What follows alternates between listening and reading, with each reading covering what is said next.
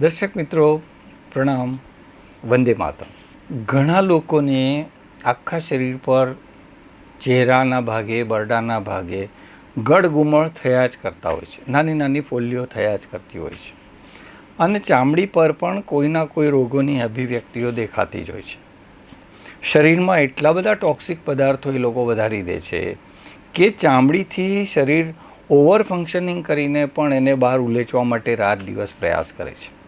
એવા લોકો જમવા બેઠા હોય તો પણ એટલો બધો પરસેવો નીકળે છે એ લોકોને. એવા લોકોનું શરીર અને પરસેવો બી ગંધાય છે. એવા લોકો થોડી વાર બી કોઈ નાનું મોટું કામ કરે પલરી જાય છે. તો મિત્રો, શરીર ઓવર ફંક્શનિંગ કરીને ટોક્સિક પદાર્થો બહાર કાઢે છે. તો શરીરના બધા ટોક્સિક પદાર્થો મોટા ભાગના નીકળી જાય એવો એક નાનો પ્રયોગ તમને સૂચવું છું. આ પ્રયોગ કરજો અઠવાડિયામાં 2 વાર. તમને રોકડા ફાયદા થશે, તરતના ફાયદા થશે.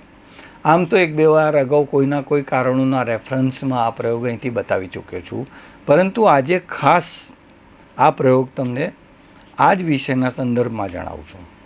સૌથી પહેલાં તો મિત્રો, આવા લોકોએ દૂધ બંધ કરી દેવાનું અને માંસાહાર બંધ કરી દેવાનું.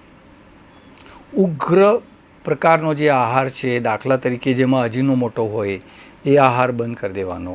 જે ફાસ્ટફૂડ હોય એમાં હોય જ છે.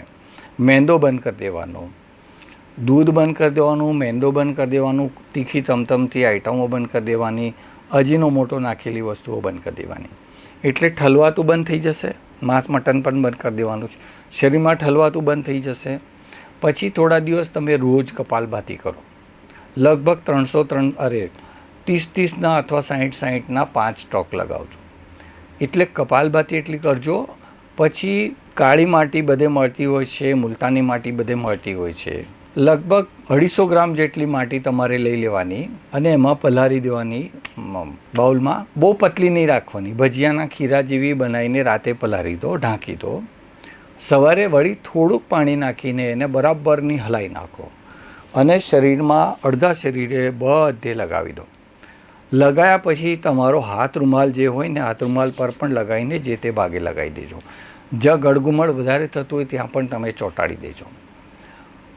પછી 1 કલાક સુધી રાહ જોજો. આખા શરીર પર નહીં લગાવવાની. અડધા શરીર પર આજે લગાવો, અડધા શરીર પર બીજા દિવસે લગાવજો. આ તો જેમને બ્લડ પ્રેશર છે એમના માટેની સૂચનાઓ છે. જેમને બ્લડ પ્રેશરનો પ્રોબ્લેમ જ નથી એ લોકો બધે લગાવી શકે છે.